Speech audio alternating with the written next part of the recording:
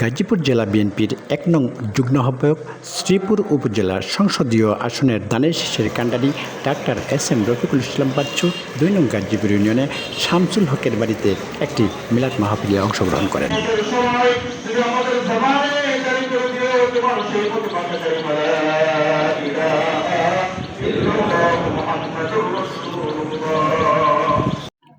উক্ত মিলাদ মাহফিলে আরও উপস্থিত ছিলেন শ্রীপুর উপজেলা বিএনপির আহ্বায়ক কমিটির ১ নং যুগ্ম আহ্বায়ক জনাব মুসলিউদ্দিন মৃধা।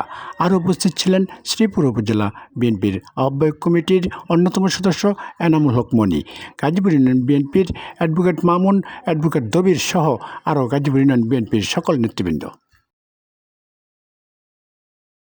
পরিশেষে গাজীপুর ইউনিয়ন পরিষদের সামনে গাজীপুর ইউনিয়ন বিএনপি ও অঙ্গ সহযোগী সংগঠনের সকল নেতৃবৃন্দকে গাজীপুর ইউনিয়ন নেশা, চাঁদাবাজ ও সন্ত্রাস মুক্ত করার নির্দেশ প্রদান করে চলে যান বাগবাড়ি প্রাথমিক বিদ্যালয় মাঠে এক জানাজা।